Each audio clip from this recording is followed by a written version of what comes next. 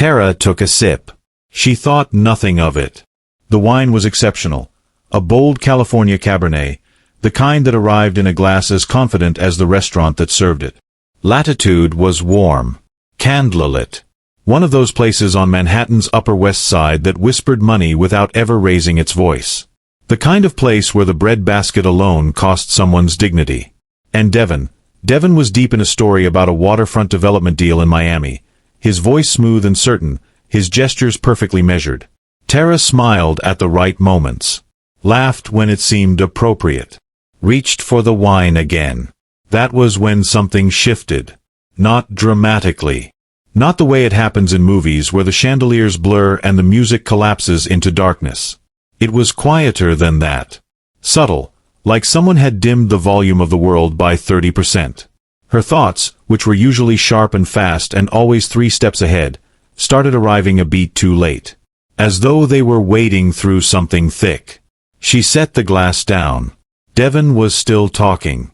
He had very white teeth and a very easy smile, and he'd been almost too polished across 3 previous dates. Tonight, he'd suggested Latitude, and she'd agreed immediately because Latitude was her restaurant. Her Thursday ritual. The corner booth, the dry-aged ribeye with the truffle butter she discovered 6 weeks ago, the servers who already knew her by name. She blinked. Devin's words were still moving but no longer connecting to meaning. She focused on his mouth and tried to catch up. Something about square footage. Something about a buyer from Houston. She nodded. Her hand felt heavy when she reached for the water glass. She told herself she was tired. She'd had a long week, 2 back-to-back client consultations, a commercial permit that had gone sideways, and she'd eaten nothing since a handful of almonds at noon. The wine just hit differently on an empty stomach. That was all.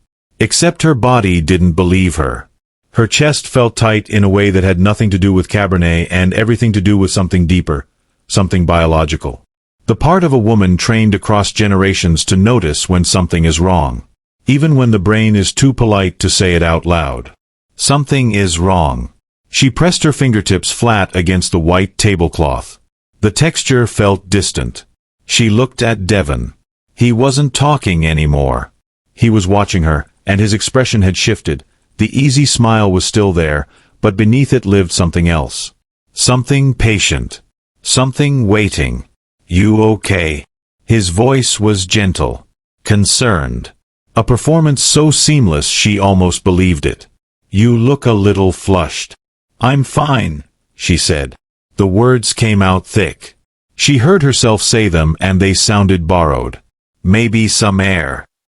He was already standing, already reaching for her arm, already offering a polished smile to a passing server.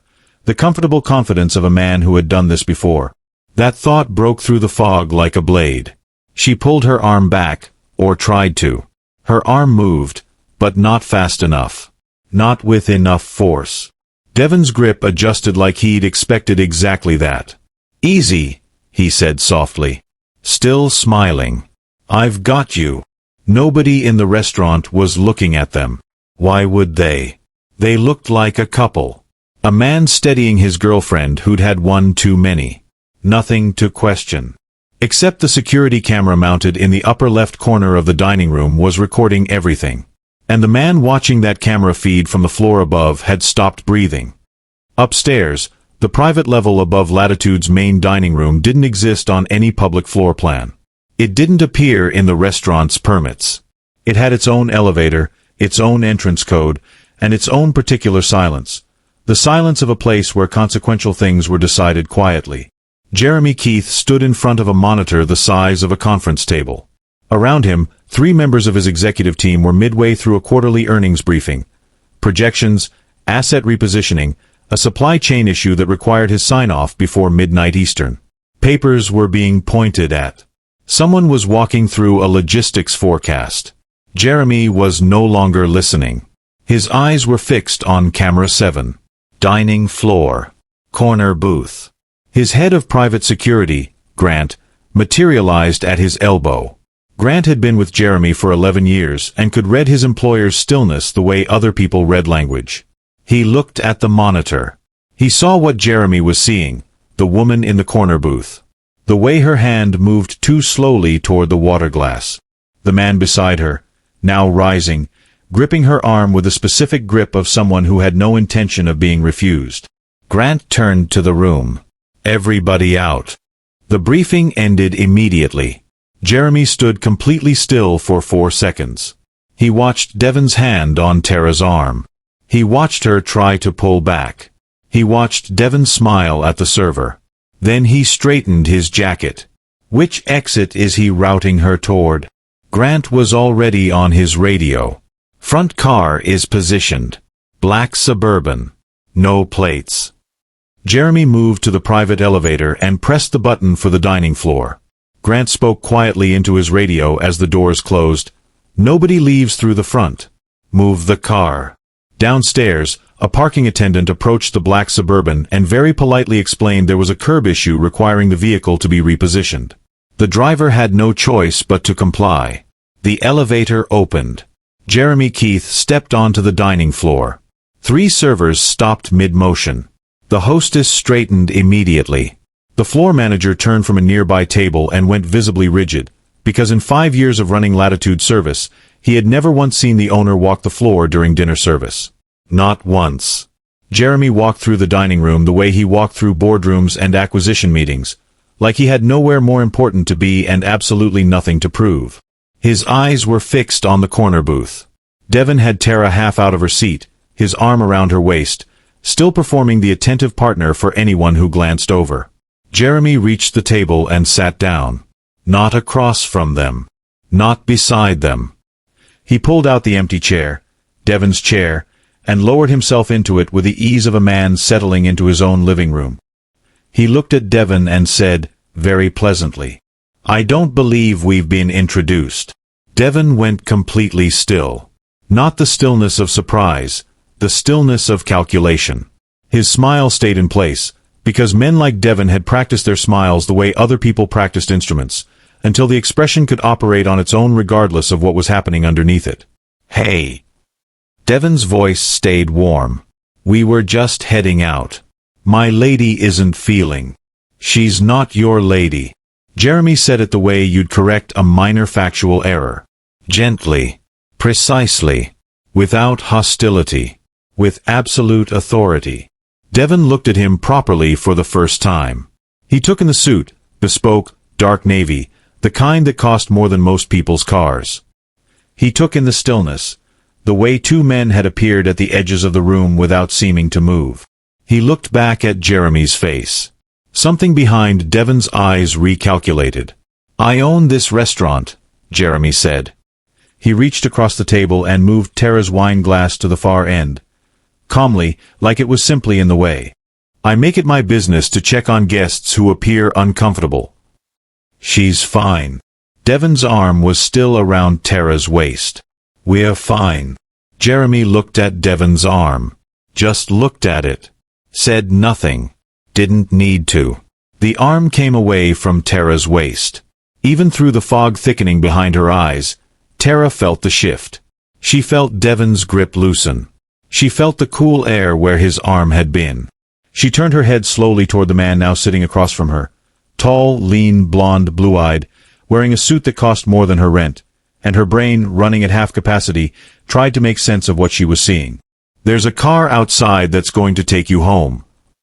Jeremy said it to her. Not to Devon, to her.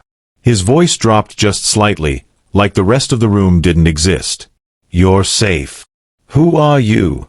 she started. "You can ask me everything later. Right now, I need you to stand up. And here is what you need to understand about Tara Dellinger." Even with her thoughts moving through water, even with her body running at 30%, when someone spoke to her with plain, unperformed honesty, some essential part of her responded. She stood up. Devon tried once more. "Listen, I don't know who you think you." Jeremy looked at him. Just looked at him. Devon stopped talking.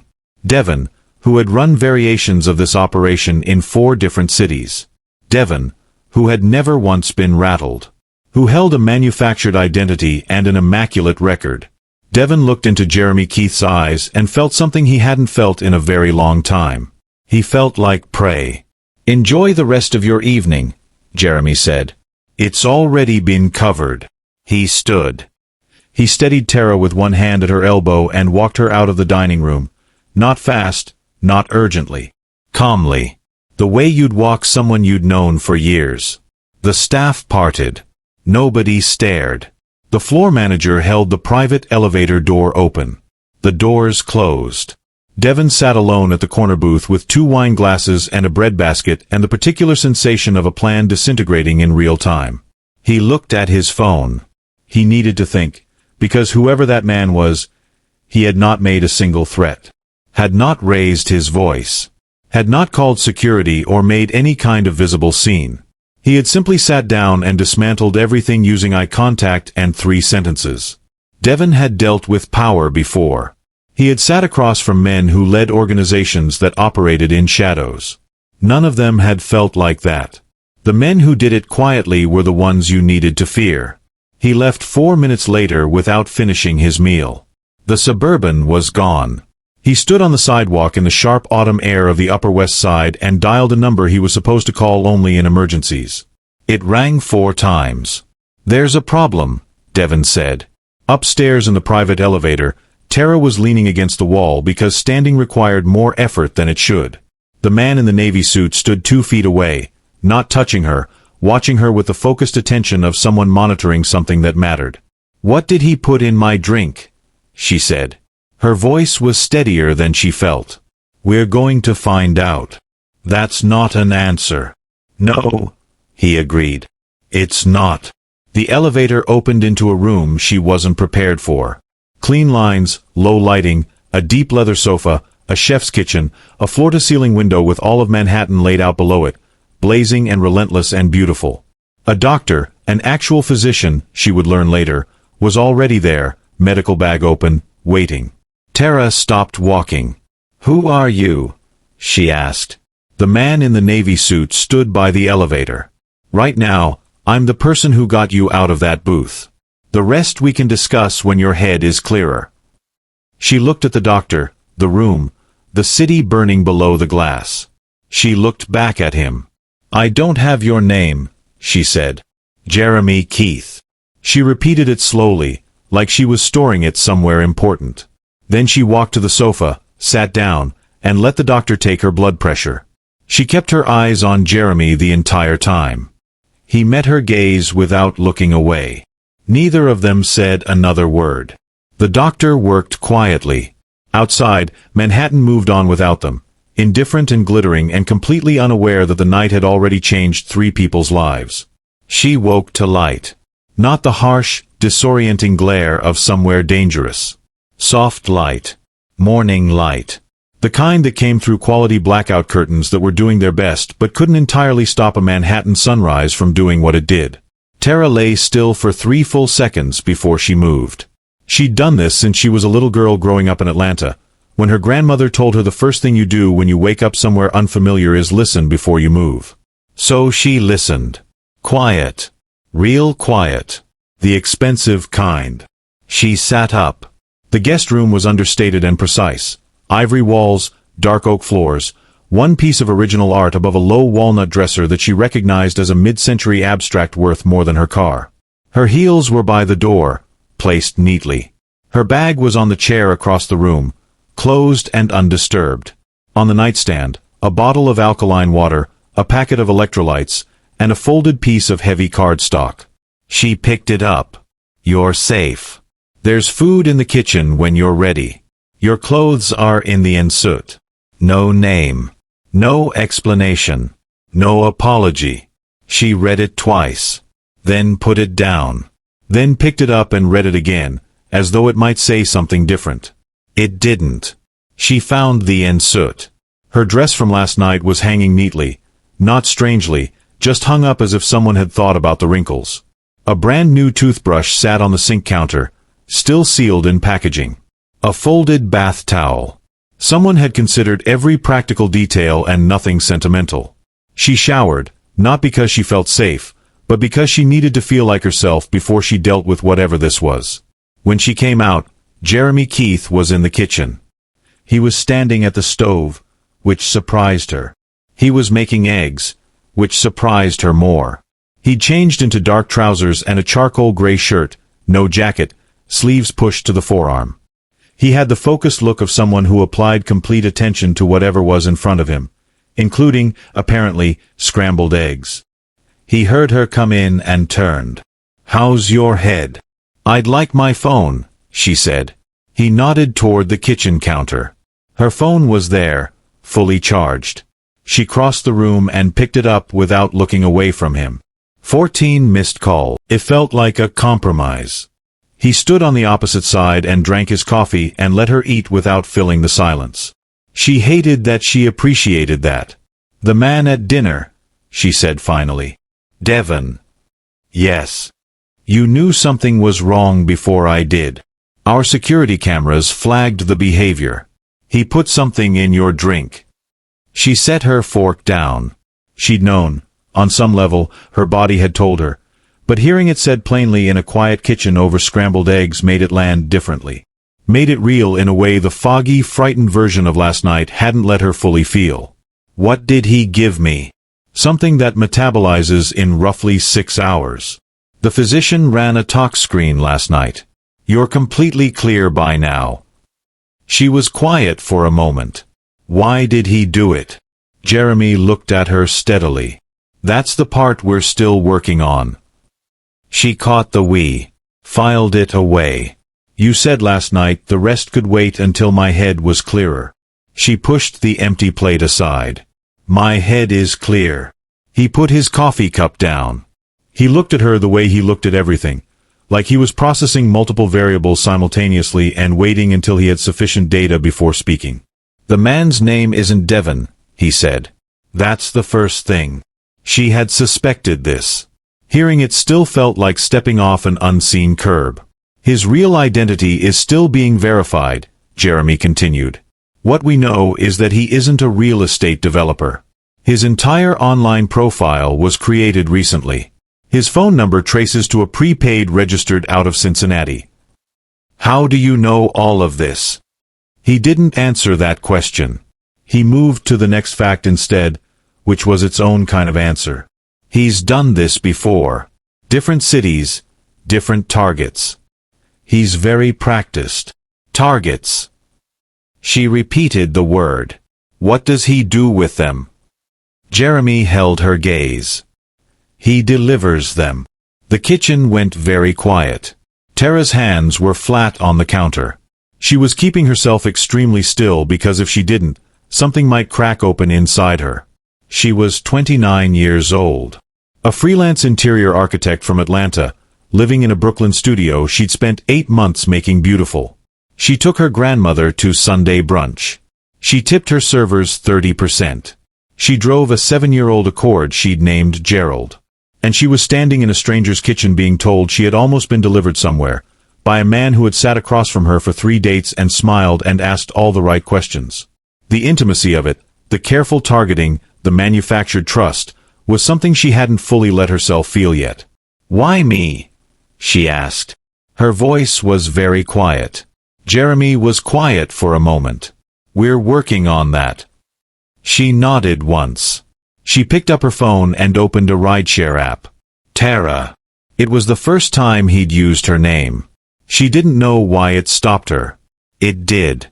Last night wasn't random. Until we understand why you were specifically targeted, going home alone isn't safe. And you are safe? She asked. He didn't answer immediately, which was the most honest thing he could have said. Safer than going home alone right now, he said finally. She sat with her phone in her hand and the app opened for 3 seconds. Then 5. Then she closed it. I want real answers, she said. Not whatever version you've been giving me. Okay, he said. Today. She looked out the floor-to-ceiling window at New York City. She'd built a life in this city. She knew its grid, its rhythms, its moods. And she was sitting 14 stories above it, feeling like the ground had dropped out from under everything. Quietly, without so much as a sound. While Tara was eating scrambled eggs 14 stories above Midtown, Devon was sitting in a parked rental car on a side street in Hoboken waiting for a call he did not want to receive. It came at 8:47 in the morning. The voice belonged to a man named Wallace Reed, and Wallace didn't raise his voice. That was the thing about him that people consistently underestimated. They expected a man who ran the kind of operation Wallace ran to perform his power, to be loud about it. Wallace never was.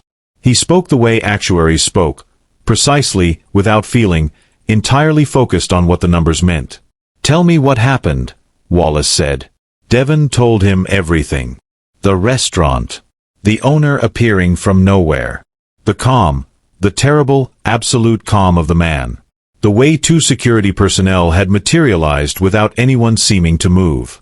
Wallace was silent for a long moment. "You understand whose restaurant that is?" It wasn't a question. "I found out this morning," Devon said. "Then you understand the problem." Devon understood. The problem was that Jeremy Keith was not a restaurant owner the way other men were restaurant owners. Latitude was one of 6 legitimate businesses sitting above a private security and intelligence infrastructure so precisely constructed that multiple federal investigations had spent years examining it and walked away with nothing actionable. Jeremy Keith's actual business, the public-facing one, was a private equity and asset management firm called Helix Capital Group, with offices in New York, Chicago, and Dallas. His personal net worth was publicly estimated at $4.2 billion. What wasn't public was the secondary layer, a private intelligence operation that had roots in his family's defense contracting history, branches embedded quietly throughout the Northeast, and relationships with people in rooms that had no official names. Devon had known this. He'd been told by Wallace to use Latitude specifically because it was considered neutral ground, because nobody operating in the city touched Jeremy Keith's establishments. The theory had been that Jeremy never came downstairs during service. The theory had been wrong. "She's still there," Devon said. "In his building." Another silence. Wallace breathed once, measured. "Why was she at that restaurant?" "She goes there every week. Before I ever contacted her, I chose the location because she was comfortable there. She has a regular booth." Which means he already knew her face. Devon said nothing, because there was nothing useful to say. "Step back," Wallace said. "I'll find another resolution." The call ended. Devon sat in the parked car for a long time. Then he started the engine and headed for the interstate. New York was done. When a situation went sideways and a man like Jeremy Keith was involved, the city became very small very quickly. He drove faster. Back on the private floor above Latitude, Grant set a folder on the table in front of Jeremy. Jeremy was standing at the window. New York below him, gray and indifferent in the morning. "She's still in the guest suite?"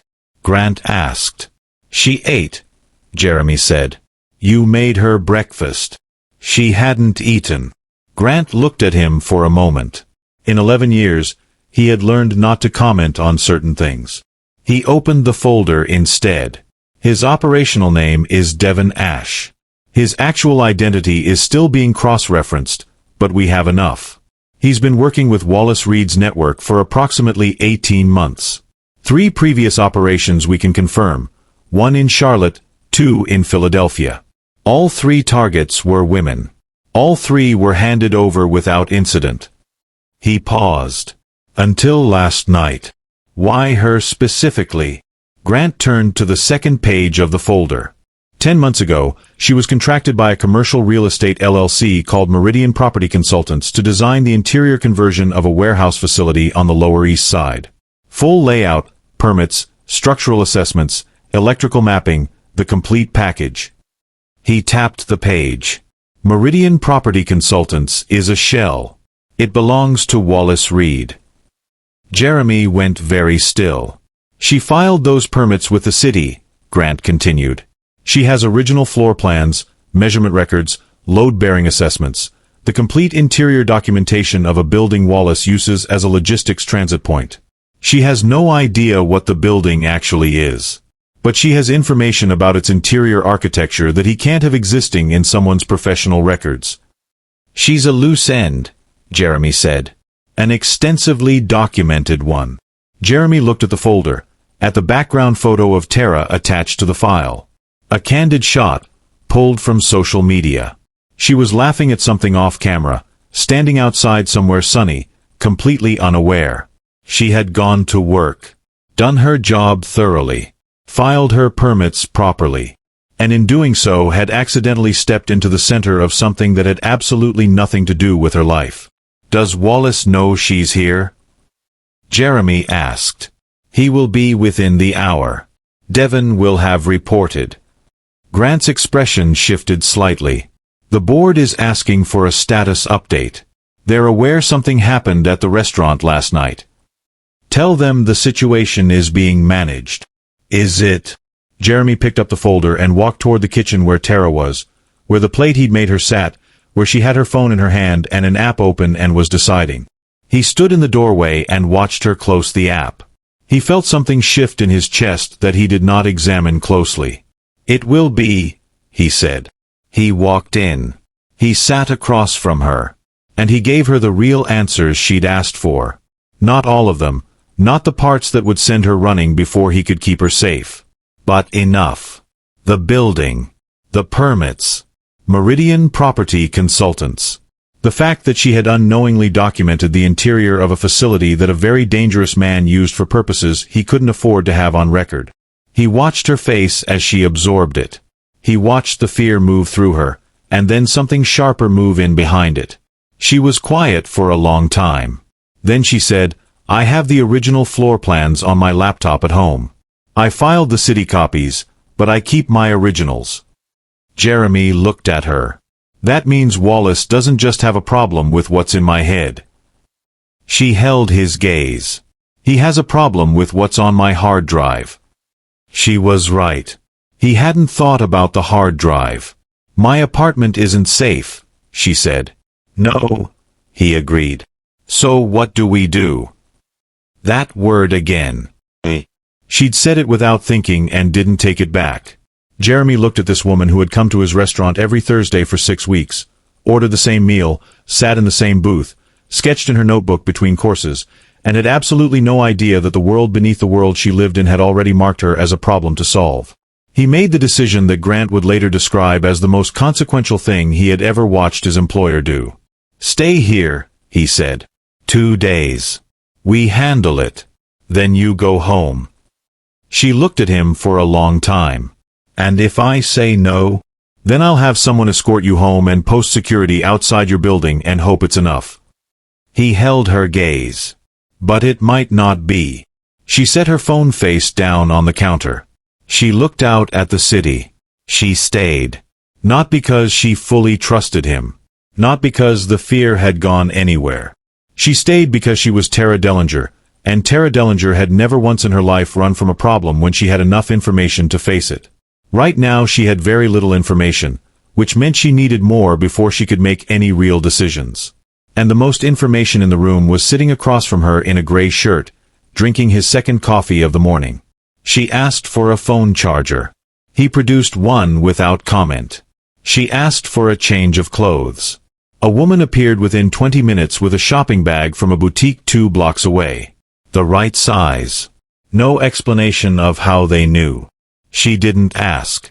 She asked for her laptop from her Brooklyn apartment. He made a call. The laptop arrived within the hour, retrieved by someone she never saw. "Thank you for none of it," she said. She wasn't sure yet whether gratitude was appropriate. She sat up at the kitchen counter and opened her project files for Meridian Property Consultants. 10 months of work, consultation notes, measurement records, structural assessments, the complete interior design package for a Lower East Side warehouse she had genuinely believed was being converted into co-working space for a creative tech startup. She had liked that project. The bones of the building were exceptional. High ceilings, original brick, enormous factory windows that threw afternoon light across the floors in long, warm planes. She had stood in the middle of the main floor with her measuring tape and thought, whoever ends up here is going to love this building. She closed the consultation notes. She couldn't look at them the same way. Grant came in around noon, glanced at the laptop, looked at Jeremy, and communicated an entire conversation with a slight shift of his expression. Jeremy responded with a minimal movement of his head. They had clearly been doing this for years. "The files matter," she said without looking up. "If Wallace's people access my laptop remotely, they can delete everything. I need to copy the originals to a secure drive. Grant looked at her, then at Jeremy, then back at her. You understand what's happening here, he said. I understand that someone hired me to document a building and then tried to have me disappeared when they realized I could describe every room from memory. She looked up. How am I doing? Grant blinked. He turned to Jeremy and said something low enough that she couldn't hear it.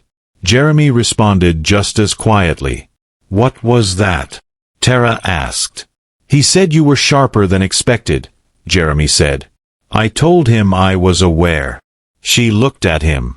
Something happened in the space between them. Small. Unannounced. Like a door opening an inch. She went back to her laptop. They spent the afternoon working in the same room without speaking much. This was something she noticed about him. He didn't fill silence. Most people she knew were uncomfortable with quiet and moved to fix it, talking to fill space, offering unnecessary commentary, explaining themselves when no explanation was required. Jeremy moved through silence the way he moved through everything else. Like it was simply furniture, like it was part of the room and there was no reason to rearrange it. She watched him when she thought he wasn't looking.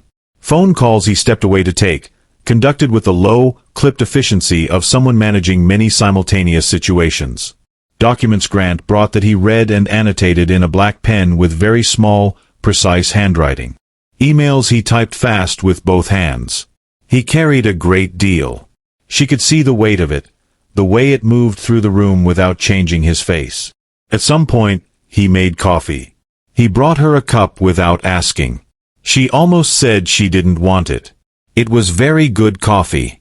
Around 5 in the afternoon, she found something in her files she hadn't thought about in months. A photograph she'd taken on her phone during the project and emailed herself for reference. The basement level. She'd gone down there once to verify the floor plan against what had actually been built, and something hadn't matched. A partition wall in the northeast corner of the basement that didn't appear on any of the plans she'd been given. Positioned in a way that made no structural sense for the conversion they described to her. She'd logged it as a minor discrepancy. Assumed the client had made a late design change without updating her documentation. Thought nothing more about it. She looked at that photograph now with completely different eyes. A wall that wasn't on any plan. In a basement. Of a building Wallace Reed owned. Her stomach turned.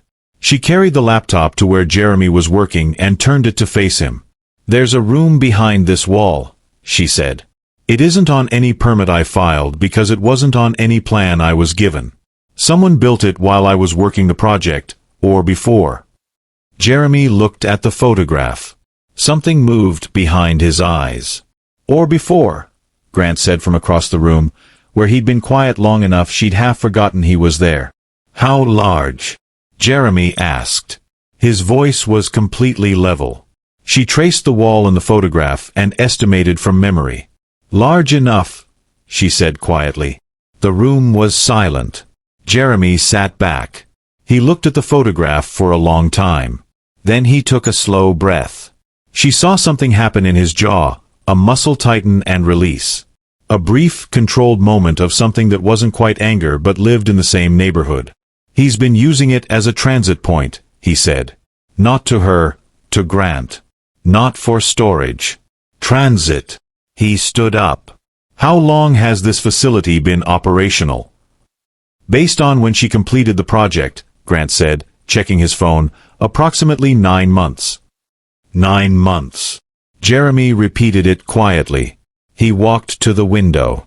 He stood there with his back to the room, hands clasped behind him, and said nothing. She watched his reflection in the glass. He was somewhere else entirely, somewhere cold and precise, doing calculations she didn't have the variables for. This breaks the agreement, Grant said quietly. Jeremy said nothing. The operating framework you established with the Reed Network 3 years ago, commercial real estate, no shared civilian properties, no overlap with licensed contractors. A transit location built inside a legitimately permitted building in your market, using a contractor whose work was filed under city records. Grant stopped. This was deliberate. Jeremy turned from the window. He built it adjacent to our interests, Grant continued. and then tried to eliminate the only civilian with documented proof it existed. If he succeeds with Tara, the building stays clean. He walks away clean. We never find out. He paused. He knew we'd discover what happened at the restaurant. Yes, Jeremy said. Which means he wasn't worried about us knowing about Tara. He was counting on us stepping aside. Protocol, non-interference in what looks like a civilian matter. Jeremy turned fully. He thinks I'll hand her over to preserve the working arrangement. The room went very quiet. Tara had been listening. She was good at that. She'd learned long ago that if you stayed quiet long enough in a room, people forgot you were there and said real things. She had been doing it her whole career, sitting in client briefings, reading underneath the stated agenda for what the room was actually telling her. What this room was telling her was that she was sitting inside a power struggle between very large, very dangerous interests. And the man who might be the only thing standing between her and whatever Wallace Reed sent next had just been told to step aside. She looked at Jeremy. "Are you going to?" she asked. He looked at her. No. One word. No hesitation. No qualifier. Just no. The way you'd say it about something that was simply not a question. She nodded once. She turned the laptop back around and went back to her files. But her hands were not entirely steady. Night came without anyone declaring it. It simply became clear around 8 in the evening that there was nowhere for her to go and nowhere she particularly wanted to be. And so Tara Dellinger spent her second evening in a building she'd never intended to enter, in a city she knew by heart, in a life that had become unrecognizable in under 24 hours. Grant ordered food. Good food. The kind that arrived from actual restaurants in proper containers. A filet mignon from the steakhouse downstairs, roasted seasonal vegetables, a lemon ricotta tartlet for dessert. Because apparently even takeout had standards at this altitude of the world. She ate. Jeremy ate. Grant ate standing in the kitchen and then announced he had calls to make and disappeared. They were alone. It was the first time they'd been properly alone since morning.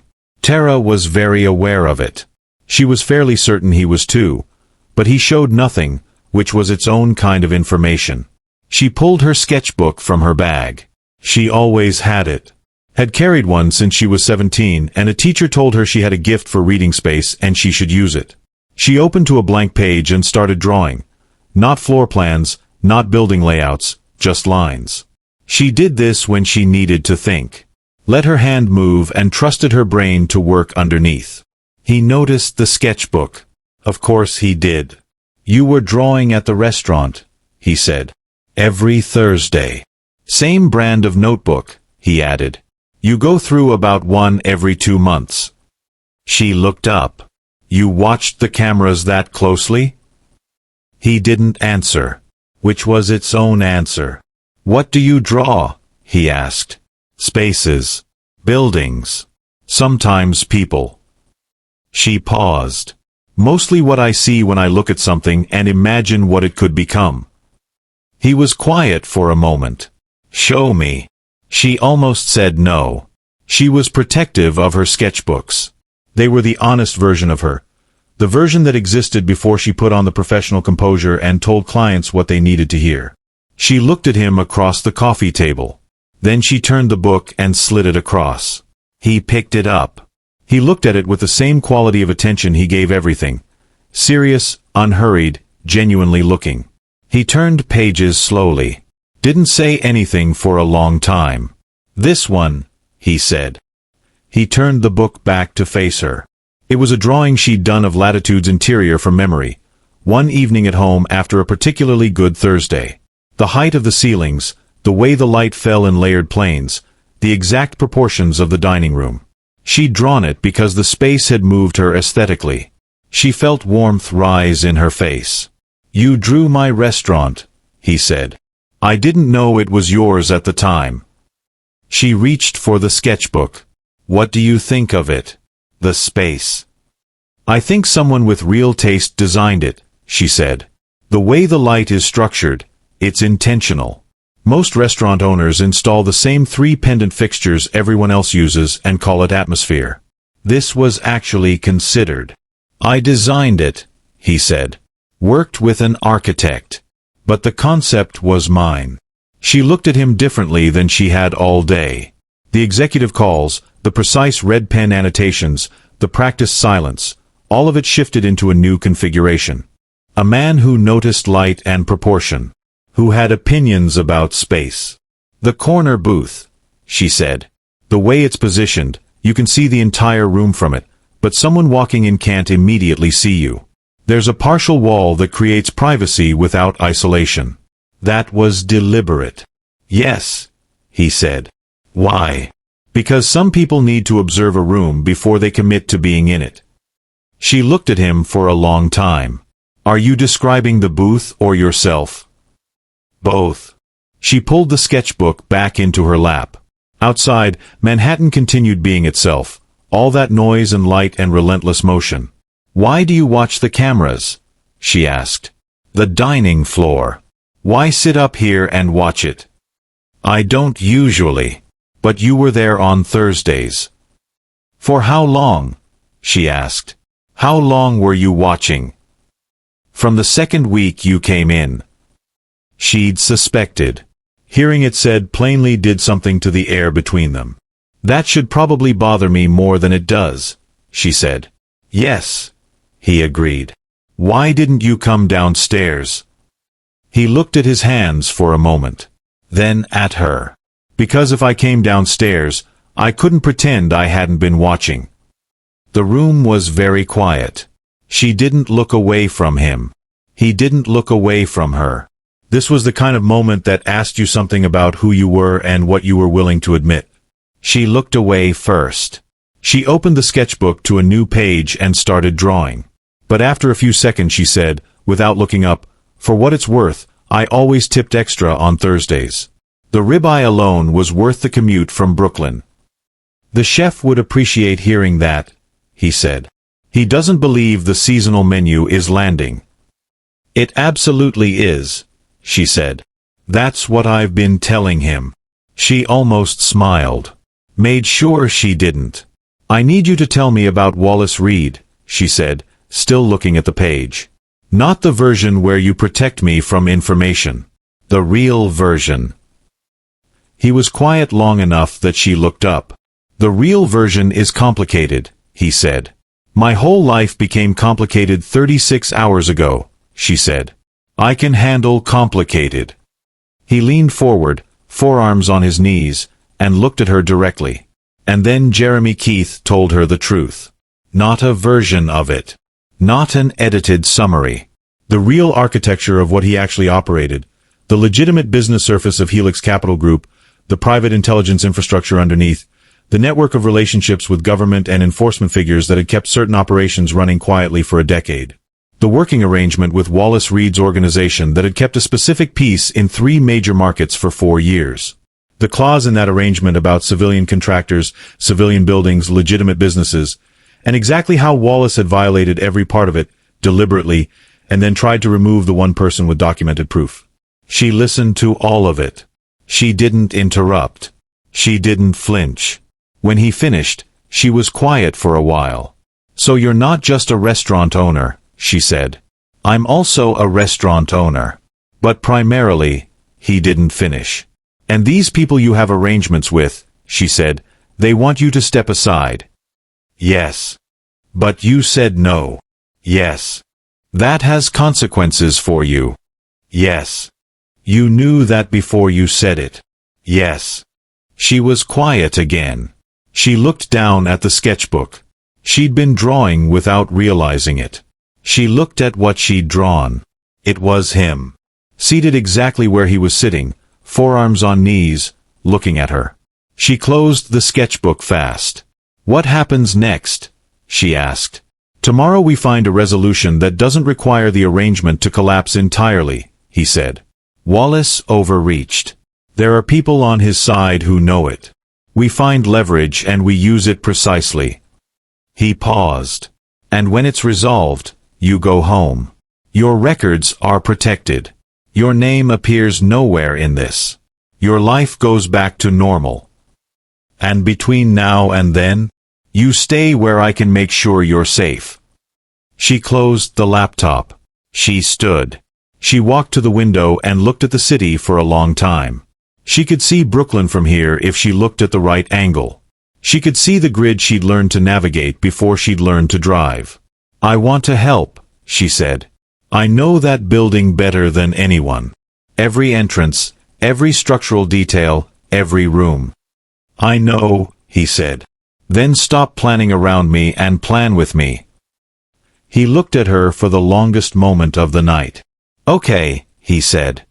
That night, she couldn't sleep.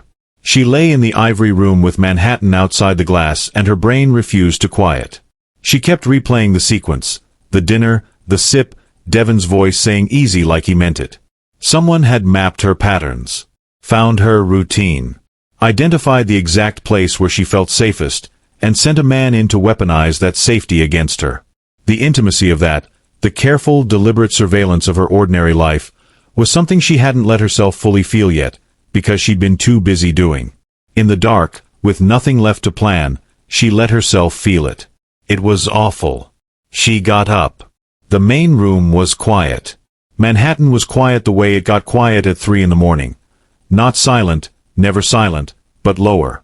She went to the kitchen and made tea without turning on the overhead light. Just the under-cabinet glow that turned the room amber and soft. She didn't hear him come in.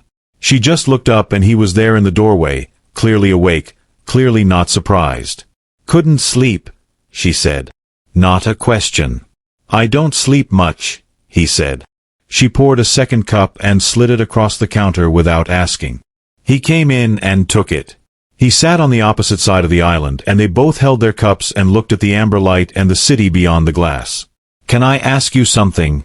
she said. "Yes." "Why did you actually come downstairs?" "Not the cameras flagged it" answer. "Your security team could have handled it. You didn't need to be there personally." He was quiet for a moment. "No," he said. "I didn't need to be. So why?" He looked at his cup. Then at her. "Because it was you." The kitchen was very quiet. She turned the cup in her hands. "You don't know me," she said. "I know you order the ribeye with truffle butter and ask them to go lighter on the salt. I know you sketch between courses and put the pen down the moment the food arrives because you actually respect the meal.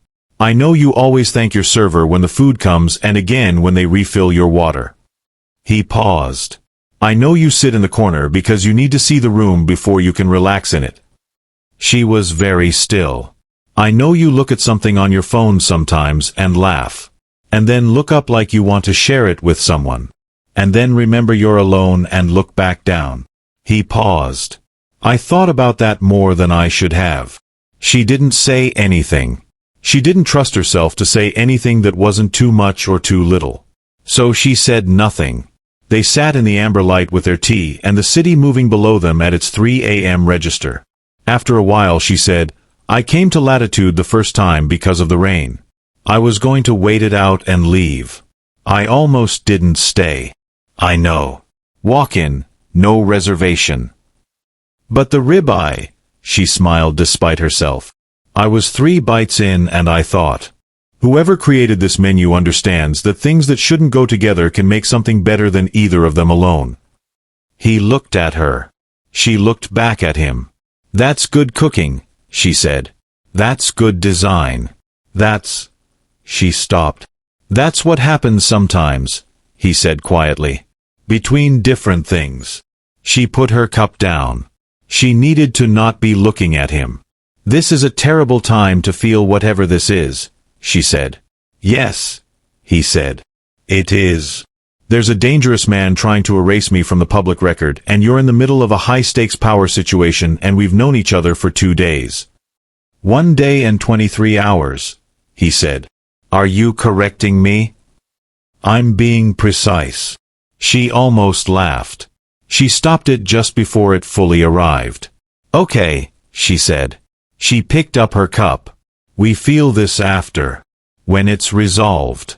When I'm back home and you're back too." She gestured at the penthouse, the private floor, all of it. "Whatever this is." He was quiet for a moment. "And if I came to the corner booth?"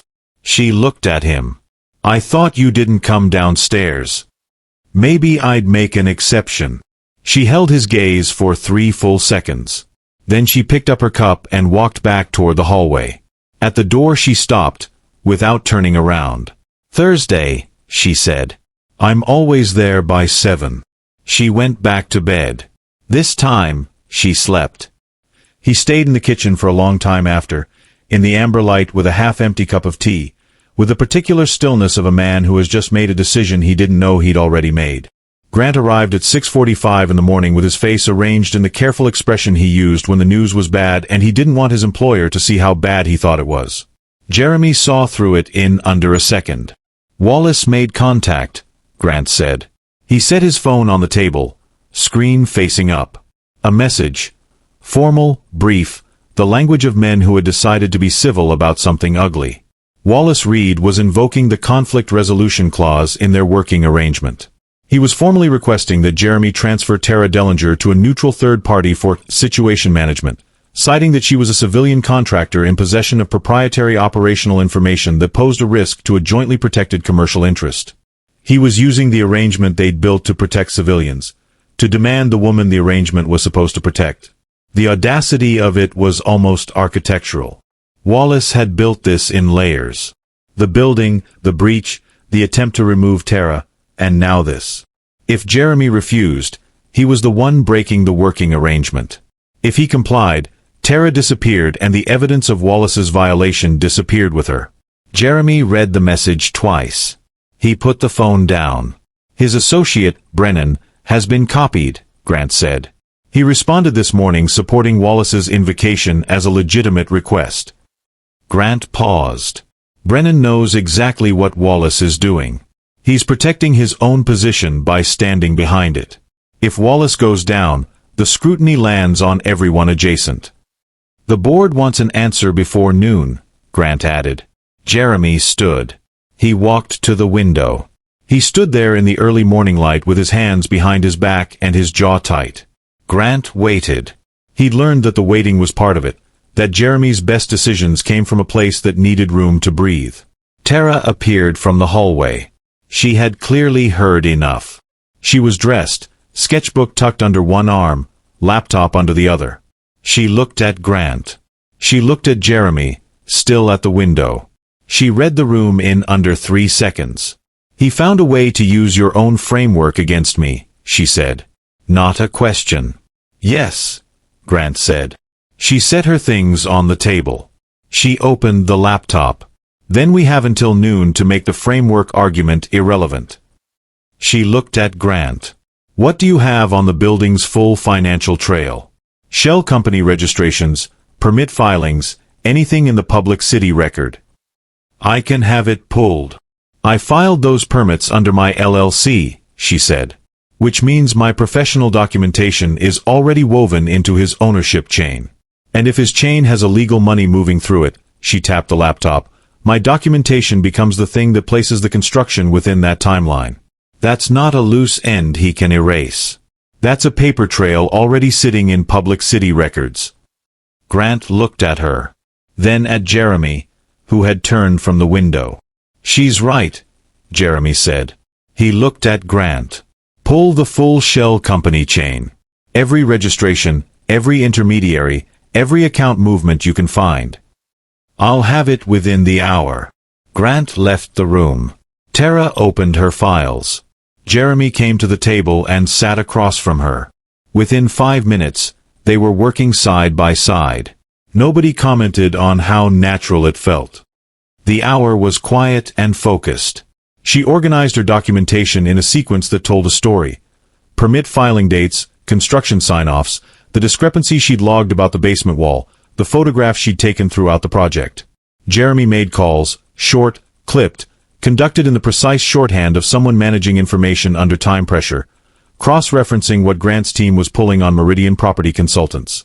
What emerged was not a smoking gun. It was better than that. It was a chain. Meridian Property Consultants had been registered in Delaware 8 months before the project started. Parent entity, a holding company incorporated in the Cayman Islands. Bank account routing through 3 separate intermediary accounts before landing in New York. One of those intermediary accounts had already been flagged in a separate federal financial crimes investigation, unrelated to Wallace directly, but touching the same financial architecture his operation ran through. Tara's permits placed the construction timeline exactly within the window of that flagged financial movement. He used operational money to fund the construction, Jeremy said. And I filed permits that established the construction dates, Tara said. Which means any forensic accountant who looks at this chain can place the illegal financial movement at the exact same time as the physical build.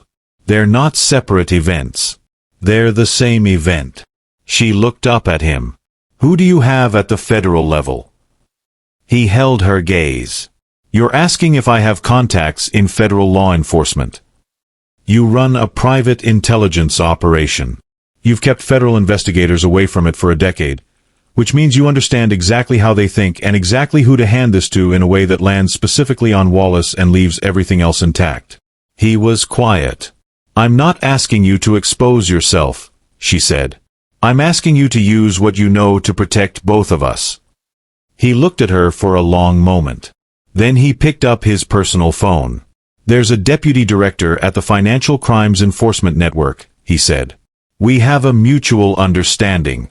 Call them, she said. He dialed. She watched him. He waited 3 rings. Then he spoke, crisply, in the tone of a man providing precise intelligence rather than requesting a favor. The shell company chain. The financial movement. The construction timeline. The physical transit location and its documentation in city public records. No names beyond Meridian Property Consultants. No mention of any working arrangement. No mention of Tara Edwards. He ended the call. 24 hours, he said. That's all we need, she said. Grant came back into the room. He looked between them. He looked at the laptop, the documented chain, the organized files. He looked at Jeremy. The board, he said. It's 11:52. Jeremy glanced at his watch. Tell them the situation is being resolved through legitimate legal channels, and that the framework violation by Wallace Reed will be a matter of federal record by tomorrow morning, which renders the conflict resolution request invalid. You cannot invoke a mutual protection clause to cover a violation of that same clause. Grant's face did something that, on anyone else, would have been a smile. He took his phone and left the room. Tara closed her laptop. She let out a long breath. Not dramatically. Just the breath of someone who has been holding tension in their chest for 20 hours and is allowing themselves one measured moment of release. Jeremy was watching her. You're good at this, he said. At what? Finding the structure of a problem. Seeing how the pieces connect. I'm an interior architect, she said. That's the whole job. You look at a space and figure out how everything needs to relate to everything else for the whole thing to function. Most people panic when the space is unfamiliar. I panicked yesterday morning, she said, when I was eating your eggs standing at the counter because I couldn't decide if it was appropriate to sit down. That was panic. That was me performing not panicking. She looked at him. There's a difference. Something happened to his face. Small. Brief.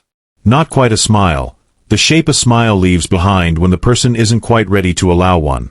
She had drawn faces her entire career. She noticed things like that. She noticed a great many things about him that she was very carefully not thinking about. Tonight, she said, standing, closing her laptop, redirecting the conversation to protect herself. What do we do tonight? We wait, he said. I hate waiting. I know, he said. And the fact that he said it so easily, that he already knew this about her from weeks of watching her exist in his dining room, did something inconvenient to her chest. I'm going to sketch, she said. Don't let Grant hover. He hovers. She picked up her sketchbook and walked to the window with all of Manhattan below it. He sat at the table with his phone in his hand and the calls he still needed to make. He did not immediately make any of them. Grant arrived at 6 a.m. with good news. The Financial Crimes Enforcement contact had moved quickly, faster than Jeremy had anticipated, which told him the Meridian Property Consultants file had already been opened somewhere. The tip hadn't created an investigation. It had accelerated one. By 6:15, two things had happened. Meridian Property Consultants' domestic accounts were frozen pending investigation. And Wallace Reed's name had appeared on a financial crimes monitoring list it had not been on the night before. It wasn't an arrest. It wasn't a raid. Not yet. But it was the kind of institutional flag that changed the calculation for everyone connected to Wallace's operation immediately. Standing behind a man with federal financial monitoring was a categorically different proposition than standing behind a man with a private dispute. By 7, Brennan had quietly withdrawn his formal support for Wallace's conflict resolution request. By 8, Jeremy's board had received the federal monitoring notification through their own compliance channels and signaled, through the particular silence of people who had no further objection, that they considered the matter handled. By 9, Wallace Reed had left New York. Grant told Jeremy all of this in the hallway while Tara was in the shower. Jeremy listened. He nodded. He asked 2 clarifying questions. Then he told Grant to have someone clean Tara's professional record as the access point for the investigation. Not remove her documentation from city files, those needed to stand, but ensure her LLC name was not the first thread anyone following the paper trail would pull. "She's clear?" Grant asked. "She will be by noon," Jeremy said. Grant nodded. He started to leave. Stopped. Turned back. "The board is going to ask about her eventually," he said. "When this becomes a formal federal case, her documentation is central to it. Her work is in the chain. They'll want to know who she is, in relation to you." "I know," Jeremy said. "What do I tell them?"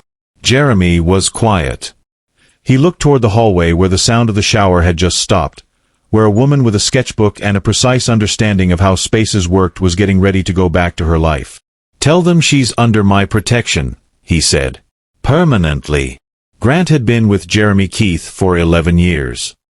He had watched his employer navigate situations that would have fractured most men, with the same unreadable face, the same measured voice, the same iron composure. He had never once heard Jeremy Keith use the word permanently about a person. Not once. He nodded carefully. He left the room. She found out it was over the way she found out most important things, by reading a room. She came out dressed and ready and found Grant in the kitchen with a particular posture of someone who had just received good news and was deciding how to deliver it. Jeremy was at the table. His posture was different, lighter, not dramatically. He was still contained, still precise. But she had spent 2 days learning the vocabulary of how he held himself. She could read the difference. "It's done," she said. Jeremy looked up. "Yes. Wallace left the city this morning. The federal investigation will handle the rest. His accounts are frozen. His associates have withdrawn." She stood in the kitchen doorway. She thought she'd feel relief. She did feel it. But underneath it was something else, something unexpected. A kind of grief she had no right to and no language for. "And me?" she asked. "My records." "Your professional documentation is protected. Your LLC has been removed as the entry point for the investigation. The city permits stand, their public record, and they need to be. But no one following the financial chain will arrive at you first." "You can go home," he said. She nodded. She went to the guest room and packed her things. Her bag, her sketchbook, her laptop. The note she'd read 3 times and slipped into her jacket pocket without fully thinking about why. She came back out. Grant was gone. Jeremy was standing, hands in his pockets, watching her come down the hallway with her bag over her shoulder. "Car's downstairs. Whenever you're ready." "Okay," she said. They stood in the living room with all of Manhattan behind him, and she was looking at him and he was looking at her, and neither of them was moving toward the elevator. "I have questions," she said, "that I'm not going to ask." "I have things I won't say," he said, "that you probably already know." She looked at him. "This world of yours, it doesn't really release people once they're adjacent to it, does it?" "No," he said honestly. "It doesn't. So what does that mean for me?" "It means you'll be protected," he said. "Always. Whether you're aware of it or not." "I don't know how to feel about that." "You don't have to decide right now," he said. She looked at him for a long moment. She thought about the kitchen at 3 a.m. The amber light. The way he'd said because it was you like it was the simplest and most complicated thing in the world. She picked up her bag. She walked to the elevator. She pressed the button. She watched the doors open. She stepped in. She turned around. He was standing where she'd left him, hands in his pockets, watching her. He wasn't going to ask her to stay. She knew that about him now. He had said what he had to say, and the rest was hers to carry or set down. The doors began to close. "Jeremy," she said. The doors stopped. He looked at her. "Thursday," she said. 7 o'clock. Corner booth. The doors closed. He stood in the living room for a moment, completely still. Grant walked in from somewhere and said, "The board wants a full debrief on the Reed situation. I've tentatively put it on Friday." "I have something Thursday evening," Jeremy said. Grant did not say anything. He typed something into his phone. He left the room. Jeremy walked to the window. The car was pulling out below, joining the river of the city. He watched it until it turned onto the avenue and disappeared. Tara sat in the back of the car and watched the city pass. She was tired in a way that went deeper than sleep. She pressed her head against the cool glass. She thought about her apartment, her plants, which desperately needed water. Her grandmother, who she owed a Sunday call. Her work, which had been paused for 2 days and waited patiently for her. Her phone buzzed. "Camille, are you actually okay?" Camille asked immediately. "I'm actually okay," Tara said. "Because I have been in a personal crisis on your behalf for 48 hours and I need something." "I'll tell you over brunch," Tara said. "Not all of it. But enough." "Enough for what?" "Enough for you to understand why I'm going to a restaurant alone this Thursday and why I need you to not make it a thing." A pause. "Tara. Camille. Who is he?" Tara looked out the window. They were crossing into Brooklyn now. Her streets. The grid she knew by feel. "Someone who noticed me," she said quietly. "Before I knew he was looking." Camille was quiet for a moment. "Is he good?" Tara thought about it honestly. She thought about the eggs. The tea. The way he'd said no when everyone expected him to comply. The "because it was you" in the amber light. She thought about the world beneath his world, and what it meant to exist adjacent to it. "He's complicated," she said. "But yes, I think he is." "Okay," Camille said. Not asking more. That was the thing about a real friend. They knew when to push and when to hold the line. They stayed on the phone until the car pulled up to her building. Her building looked exactly like she'd left it. Her street looked normal.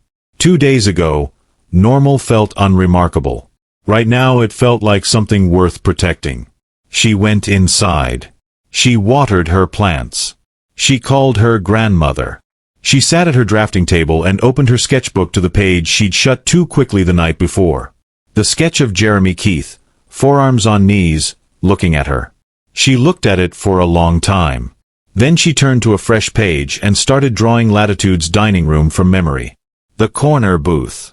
The partial wall that created exactly enough privacy without isolation. The way the light fell in deliberate, layered planes. Only this time, she drew 2 people at the table. Thursday came the way Thursdays always did. Quietly. Without ceremony. Slipping in after Wednesday like it hadn't been the most anticipated day of the week. Tara got dressed the way she always dressed. For herself, not for anyone else. Something she liked. Something that said I'm here and I know it without needing to announce it. She took her sketchbook. She took her usual bag. She called a car instead of taking the subway, because she wanted to arrive with her thoughts in order. She arrived at Latitude at 6:58.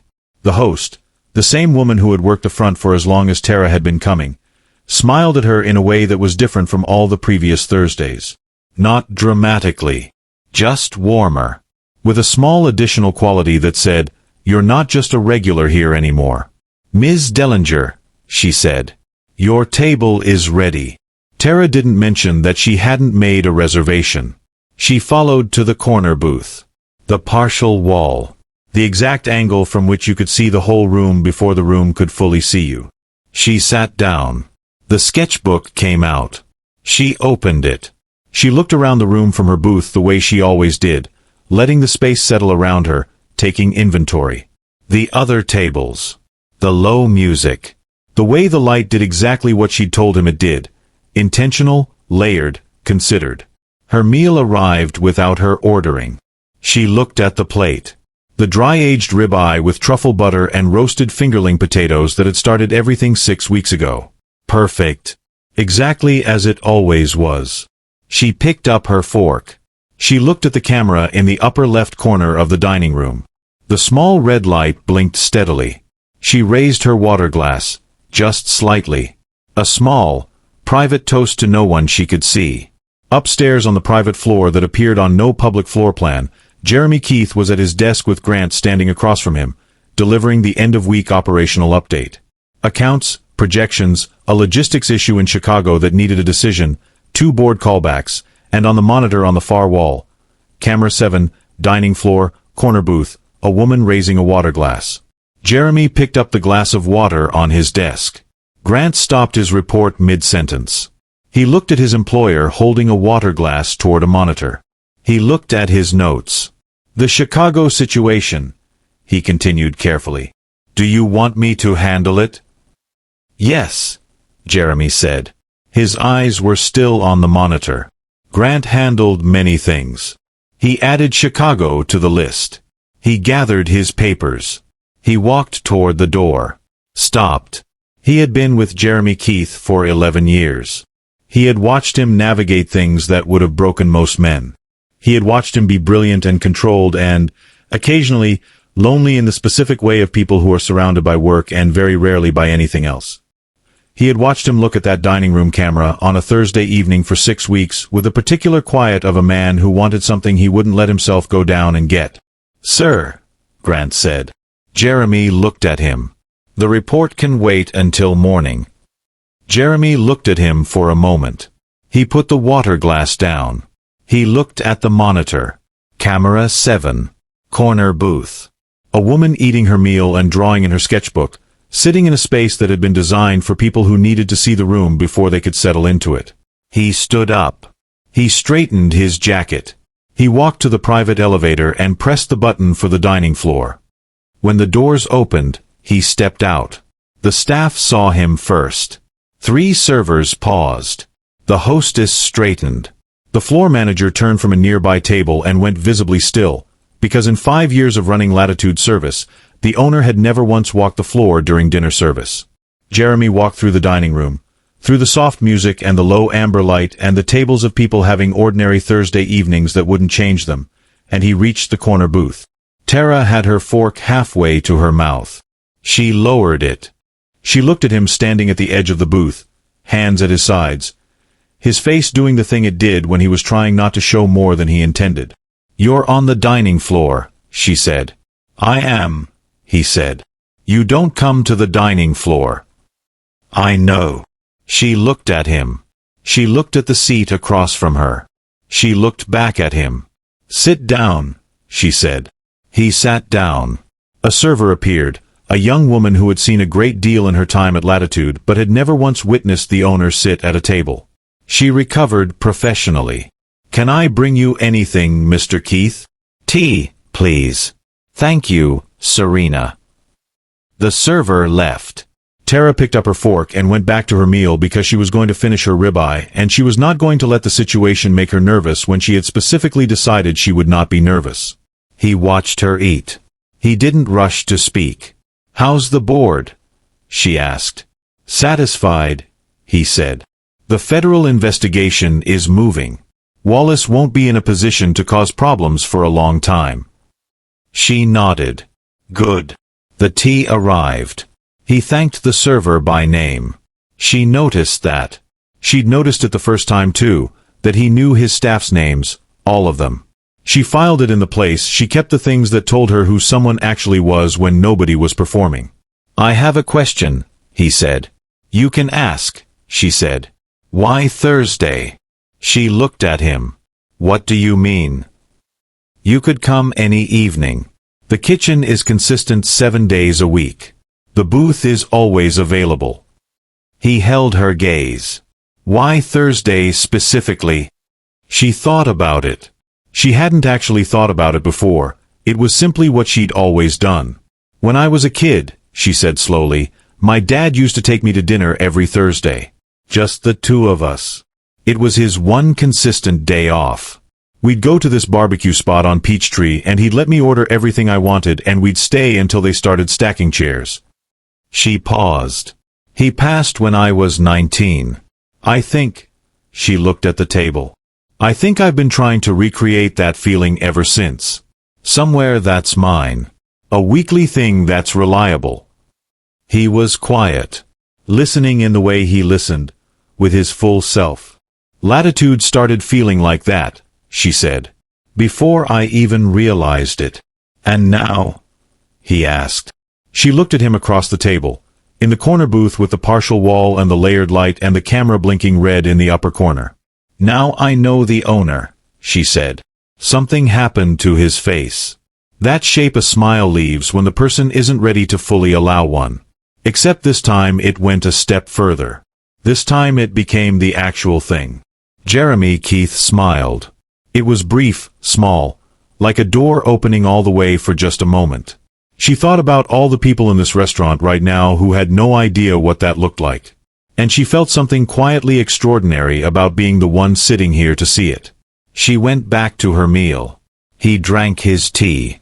The restaurant moved around them, plates arriving at other tables, conversations lifting and settling, the city doing its Thursday evening thing beyond the windows. They sat in the comfortable, specific silence of two people who had already survived something together and were now figuring out what everything after looked like. Her sketchbook was on the table. He looked at it. May I? She slid it across. He opened it. He turned pages with the same careful attention as the first time. Serious, unhurried, genuinely looking. He stopped on the sketch she'd made 2 nights ago and quickly closed, the one she hadn't meant for him to see. He looked at it for a long time. You drew me, he said. You have exceptional bone structure, she said, not looking up from her plate. Occupational hazard. He turned the book back to face her. It's not just bone structure. She looked at the sketch. She looked at him. No, she said quietly. It's not. He slid the sketchbook back. He picked up his tea. He looked out past the partial wall at the dining room he'd designed for people who needed to see the space before they could settle into it. I've been thinking about something, he said. Tell me. The corner booth seats 2. She looked at him. It does. It's been occupied by one person for 6 weeks. That's true. That seems like a design problem, he said. She pressed her lips together to hold back the smile. It does seem like a design problem. I have some experience with spaces, he said. I might be able to help. I've seen your work, she said. I know. He looked at her. She looked at him. The smile arrived, fully, this time, on her face, and she didn't stop it. Thursday evenings, she said. 7 o'clock. I'll be here, he said. They stayed until the restaurant began to empty. Servers cleared other tables around them. The music shifted to something slower. Manhattan did its late evening thing outside the windows, all that complicated, beautiful, relentless life. Upstairs, Grant watched Camera 7 from his desk. His employer at a corner booth. A woman with a sketchbook. 2 people being, for the first time in a long time, somewhere close to exactly where they were supposed to be. Grant closed the monitor. He picked up his phone and placed a call to the board's scheduling coordinator. Jeremy Keith's Thursday evenings are blocked indefinitely, he said. Reschedule everything accordingly. He ended the call. He went to handle Chicago. Wait. You didn't think it was finished. 3 days later, a stranger walked into Latitude during the lunch service. Nobody on staff had seen this person before. He was well-dressed, unhurried, with a specific kind of calm that had been assembled deliberately over a long time. He sat at a table near the center of the room. He ordered nothing. He slid a single photograph across the table to the server who came to take his order. The photograph was printed cleanly on plain paper. No framing, no flourish. Just two people in a corner booth, a man in a dark shirt, a woman with a sketchbook, captured through the restaurant window from the street outside. "Please give this to the owner," the man said. His accent was American, mid-Atlantic, careful. "Tell him that certain parties send their regards. And that they're watching with interest." He stood. He left cash on the table for a meal he hadn't ordered. He walked out. The server stood with the photograph and felt the cold, specific weight of something that didn't have a name yet. Upstairs, when Jeremy received the photograph, he looked at it for a long time. Then he looked at Grant. "Find out who he represents," he said. "And find out what they want." Grant was already on the phone. And somewhere in Brooklyn, Tara Dellinger was at her drafting table working on a new commission. A boutique hotel lobby in Tribeca, good bones, exceptional natural light. She was thinking about how to make a room feel like the safest place a stranger had ever walked into. She was completely unaware that the story she thought was over had barely begun. And that the people who'd been watching Jeremy Keith sit at a corner booth for the first time in 5 years, had already decided she was far more important than anyone had told her yet. If this story got you glued to your screen from the first paragraph to the last photo, then you already know what to do. Smash that like button. Subscribe for more interesting stories like this, and comment the part of the story kept you glued to your screen. Let me know in the comments if you'd like a part 2 of this story.